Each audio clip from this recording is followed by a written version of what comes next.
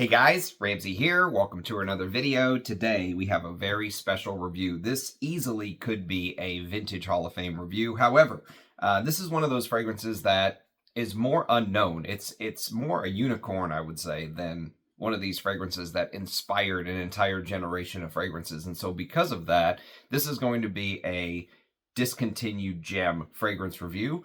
However, I think this is probably good enough. If it had been more widely distributed and well-known, easily could have been a Vintage Hall of Fame review for me. I absolutely love this juice, and there's an entire backstory behind it, and there's a lot of emotions that are tied up in this fragrance for me, because this fragrance was sent to me as a gift by some friends in the community, and it's one of those fragrances where I have worn it and worn it and worn it, and I've been trying to do a review of this for a long time. One of the issues is that the person who sent it to me suffered a terrible accident, and it was actually a gift from him and his father, and his YouTube handle. If you go back through some of my old videos, you very well may see him comment on some of the old videos. His name was Sciencebear, is what he went by, and Sciencebear and his father Frank, and Frank still comments on a lot of my videos. So I hope he doesn't mind me telling the story that this was a gift from both of them. But Sciencebear basically suffered a horrible accident that, really moved me, because I got to know his father. He told me about the accident. I talked to him. And then every single time I wear this, I'm sort of taken over by all of these different emotions. Number one, the beautiful fragrance. Number two, the generosity in the community, when this is a fragrance that probably they could have put on eBay for $500 or $600 is my guess. Instead, they sent it to me for free. And then also, of course, the horrible accident that befell him, and just how quickly life can change in the blink of an eye, and how your entire life can potentially be turned upside down, and how grateful we have to be for every single day. All of these thoughts and these emotions come kind of flooding back to me. This fragrance is a perfect balance. There is this harshness from the 1980s we're going to talk about. There's also this soft gentleness, like having a cup of tea with a good friend or something like that. So the fragrance is from 1983. It's from the house of Halston. And this fragrance is called Halston 101. So here's the packaging. And you can see the sort of short ingredient list here in the back. Obviously, this is a vintage. I don't think this fragrance made it much out of the 1980s, maybe into the early 90s before it got discontinued, and that's basically it. It opens up like this. You can see the Halston sort of name on the top here, and the box opens up like this, and here's the bottle. Now, the bottle, in the advertisements that I was able to find online, the bottle is sort of shown in this almost like mirage type setting, where there's the floor here, the bottle here, and then underneath you see a reflection of the bottle. And that's how many of Halston's 1980s advertisements were. The original Halston Z14 for men, Halston 112, and this particular beauty right here, the original Halston for women, which is phenomenal. One of the most underrated women's fragrances from the past that just doesn't get hype. And I'll review the original Halston. It is fantastic stuff. And so if you like some of those early Aramis fragrances, let's say, same perfumer, you can check out the original Halston for women. But this, if anyone knows who the perfumer is for Halston 101, I looked and looked and looked, and I cannot find anything. And so part of the reason why this review has weighed on me so much is that, first of all, I don't think I can do this review justice. So I'm just going to put that out there right now. No matter what comes out of my mouth today, I really don't feel like I have the verbal ability to put a bow on this fragrance and really describe it in detail to you guys. The other thing is all the emotions tied up with Sciencebear sending this to me, and you can see how much I've worn it. So actually, that's not fair, because I do still have an entire decant right here. But you guys know I wear a different fragrance a lot of the time.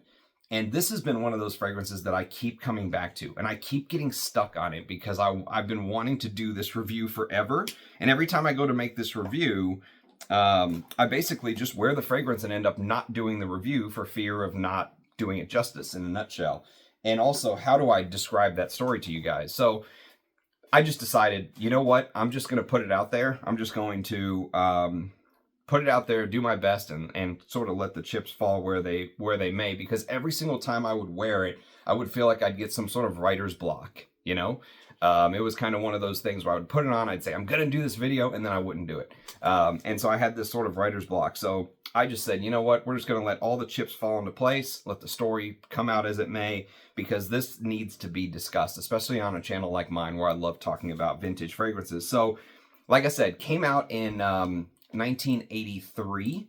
I don't know the perfumer, but it's got a really interesting note listing, which we'll discuss sort of as it goes on. It is described on Parfumo as a woody, spicy scent. I would probably say that if you've smelled fragrances from the 1980s, all right, you have this rough draft. And yet if you start to think about fragrances from the 1980s and how some of them have some connections, you know, you may look and say, okay, little bits and pieces of Furio or Lapidus pour Homme have a little bit of Koros in them, or, you know, this, that, or whatever, right? All these different vintage fragrances from the past maybe share a little bit here and there. The problem with Halston 101 is that, yes, it is a fragrance from the 1980s, and it smells like the 1980s. It smells like a fragrance of its time, but it also smells like nothing from the 1980s that I've ever smelled, okay? That's what makes this review, I think, so impossibly difficult. And if I had to categorize it, I would probably say it's a spicy, aromatic fragrance with hints of animalic touches here and there. The animalics are strange. I have no clue what animalics are in here, other than ambergris. I'm 99.9% sure there's real ambergris in here. And of course, something of the very high quality variety. This dry down is about 5 hours old, okay? And it's still going along just, I mean, it's one of those fragrances where it's like a 1-2 sprayer and you're set. And to top it off, I'm using these decants that Anuj sent me, and they just dump juice on you. Here, I'll show you. So look at this. It's just like boom. Look at this. So I am perfumed with this bad boy whenever you put this on, and it really does last for hours and hours and hours. And so it's one of those fragrances that has personality. That's the kind of stuff that I like from the 80s. 1980s are my favorite decade of all time. Easy for me to say, right? So spicy, aromatic. You get this hint of the 1980s, but it is completely separate from anything you've ever smelled, at least for me. And I have gone on, I would say, a pretty deep dive. I've done a lot of work from the 1980s. It's my favorite decade. And I've never smelled anything that smells like Halston 101. It is peculiar. It's strange. It's atypical. It's different. And yet it has that 80s stamp, you know? It has that distinctness to it, that character, you know? So when you first spray, you're greeted with something that smells like fresh soil, sort of meets this green, spicy, outdoor vibe, okay? Very herbaceous. You get hints of something that's slightly green, spicy. The spiciness in this is very, very interesting because I'm not really sure where it comes from. Again, it seems like there's more spices here than are actually listed. They list things like clary sage, which is huge. Actually, I may go so far as to say this may be one of the best clary sage fragrances of all time. The clary sage in here is monstrous, dry, sweaty, but you also get little hints in pieces of what's around the clary sage. If you've ever seen clary sage growing in a field, you know, it's usually they're not going to devote miles and miles to clary sage, I don't believe. So they have their clary sage field, and next to it, maybe you get like grass or, you know, a nice curated lavender field or something else. That's what it smells like. It smells like there's a clary sage field next to a lavender field. But this is not the lavender of mom and pop of the old days. This is not the floral sort of herbal lavender that you expect from, you know, your dad's fragrance from that your dad would wear or something like that. This is much more natural smelling. It's very effervescent. It's very natural. I would almost describe that opening as like dropping Alka-Seltzer in water and getting that fizz. You know, there's something about it. There is some lemon in the top, but the lemon in the top is really overshadowed by the realism of this outdoor field that you're smelling, okay? And if you can just imagine, there's something unnervingly realistic about it. I know that seems strange to say, because realism in a fragrance is usually seen as a very good thing. And there is some truth to that, but there's something almost unnervingly realistic about this. Almost like you're on edge, you're on pins and needles, you know? The realism of this fragrance almost slaps you in a way. And I guess what I've settled on is if you can just imagine pulling a plant out of the ground, right? And imagine it being like a plant that you've never seen before. So imagine some sort of alien plant that you've never seen, unless you're a horticulturalist or something, you wouldn't know exactly what it is. But all of a sudden you pull the plant out and you get this realism of being outside. The world seems brighter. The sky seems bluer. You know, you get the roots, you get the leaves, you get almost like, imagine the, long strands of like an aloe vera plant. I don't know why that comes to mind, but imagine like some sort of a plant with long strands growing out like a bush type. And imagine chopping inside of that and you kind of get like the inside of that aloe vera plant. And there's this earthiness to it. There's a bitterness, there's an earthiness, and there is a distinct, for people in 2025, if you're not familiar with vintage fragrances, and I just put this under your nose right here, and I said, smell this, and you don't even have to open it up and do this. You could just smell it from around the outside of the bottle. If you just smelled this, you would instantly pick up the fact that there is absolutely zero sweetness in here. Not an ounce, not a drop of sweetness. Maybe the closest thing you could say to sweetness in here is that there is a little bit of this ambery like leather accord that starts to come through later on into the dry down, like this 5-hour mark. Yeah, I'm getting a little bit of that leather, and it feels like the leather is intertwined with little bits of amber. Outside of that little bit of amber, there is nothing sweet. Everything in here is bone, dry, and bitter, okay? So the clary sage comes across as sweaty, dry, you know, almost like a desert. The cedar wood smells like the wood has no moisture in it. That's the wood note in here, cedar. So not an expensive wood note. And yet, because of this unnerving realism, you know, this hit of the earthiness, the dirt, the soil, being outside, there is something very expensive about this. Like I said, that snapshot of a particular point in time of you actually being outside, you being in the world. There is something very, very realistic about this. And imagine you're getting the flowers, the stems, the twigs, you know, the little green leaves that grow on the plant. You're getting all of this. Maybe there's a pine tree in the background or something like that. That is sort of the image, okay? This earthiness, this cold, almost like a cold bitterness. If you put this under my nose and said, this is like some unreleased Chanel fragrance from the 80s, I would say 100% I could see it. And I could totally see how this came a couple years after Antaeus as well. There is this leather note in the base. There's no castoreum, although I wouldn't be surprised if the perfumer used a little bit of castoreum to create that leather accord. You know, but if you like those type of fragrances, if you like something like an Antaeus, somewhere around that ballpark, you will absolutely dig Halston 101. It is, it just does not release you. It grabs you. And this is a fragrance that, for many reasons, as you can see, has totally grabbed me. This 50 ml bottle was brand new when they sent it to me. And look at this. Now, to be fair, this decant does just dump juice on you, but I've worn it again and again and again. I cannot get enough. So if you can imagine, when you pull this plant out of the soil, imagine this coldness, like this permafrost coming with it that you weren't expecting, you know?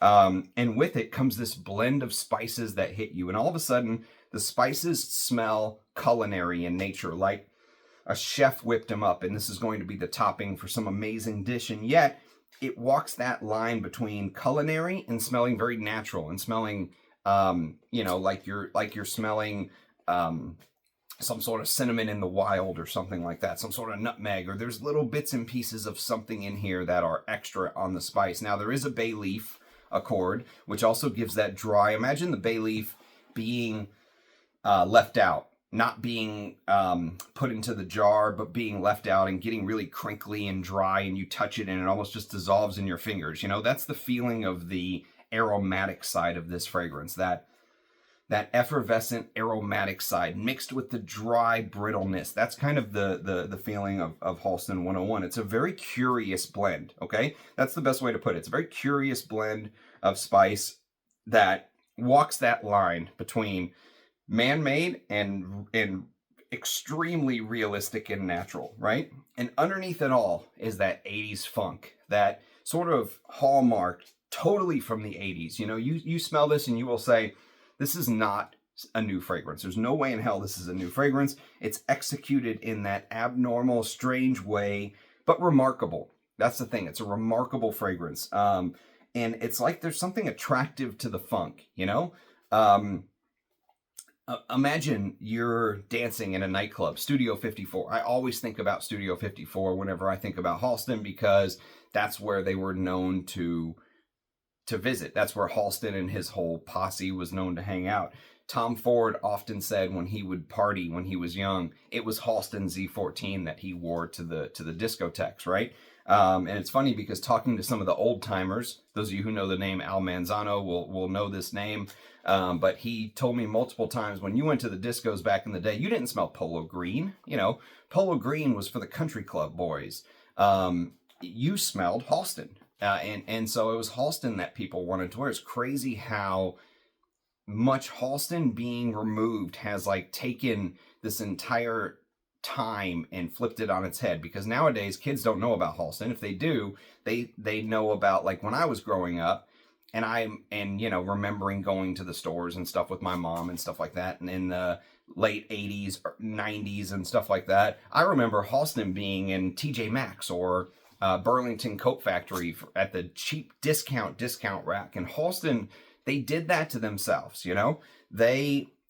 One of the biggest blunders Halston ever made is that he decided to try and get his products into JCPenney and to do it cheap. You know, before that, Halston was seen as, we would see Louis Vuitton, you know, he was seen as a high-end brand. It was not something cheap. It was something very, very expensive. In fact, when this came out, this was one of the most expensive fragrances out on the market at the time.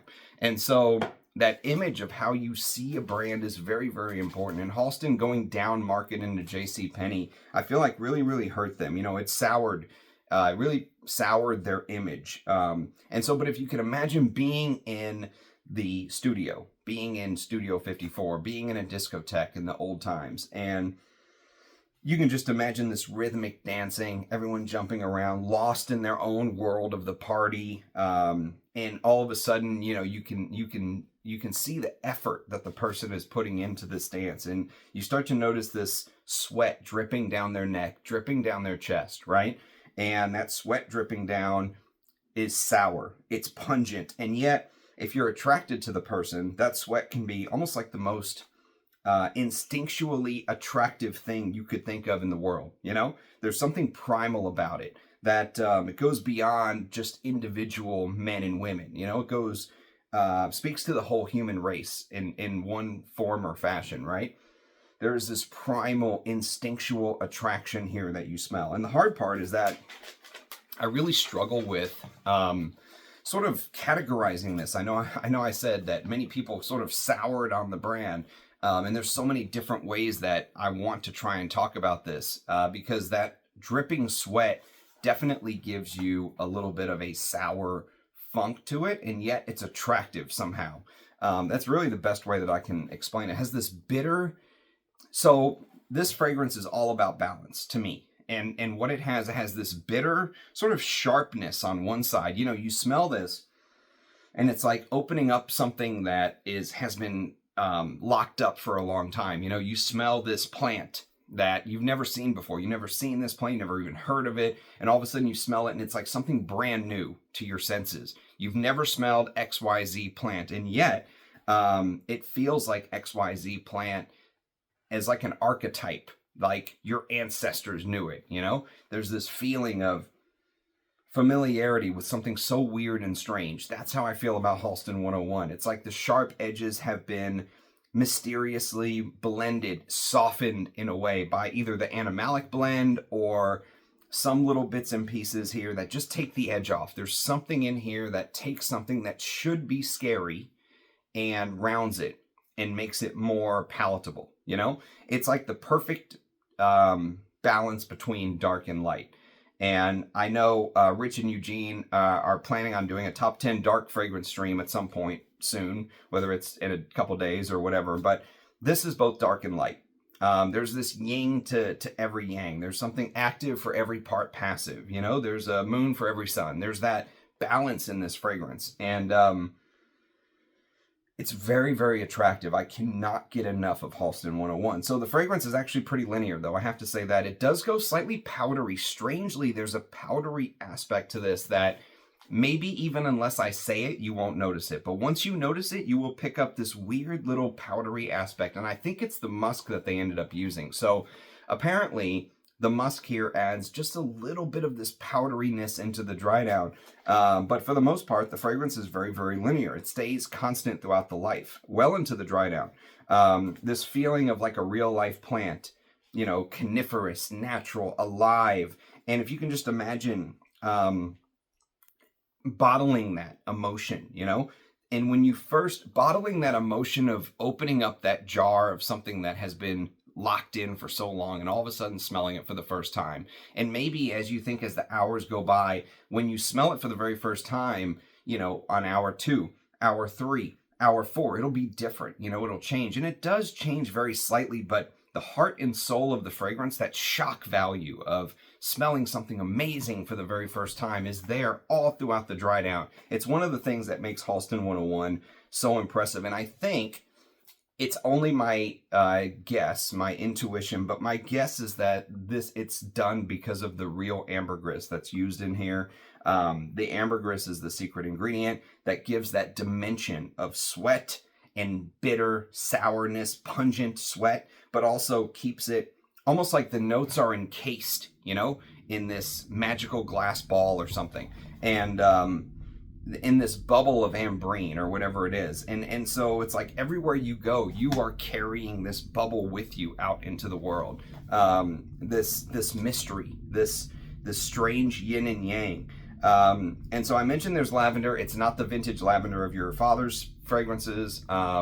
This is much more about the dry, sweaty, dusty clary sage and thyme. That's the other thing, clary sage and thyme. So you're getting this very aromatic with the bay leaf, you know, so you're getting the picture here, this very aromatic. There is a little floral hint. There's some geranium in here,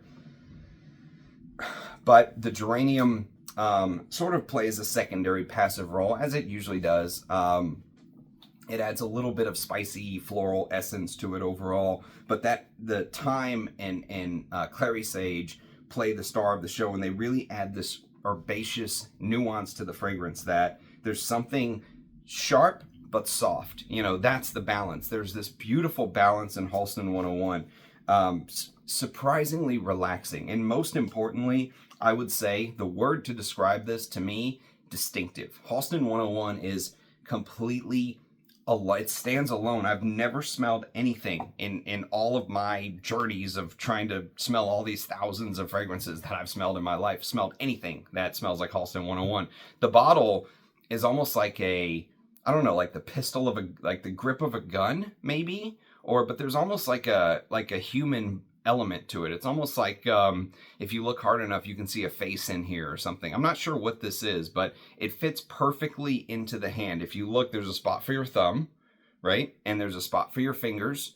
And the bottle just fits. Now, probably 100 ml would fit better in my hand than the 50 ml, but you get the idea. It is a beautiful, beautiful bottle.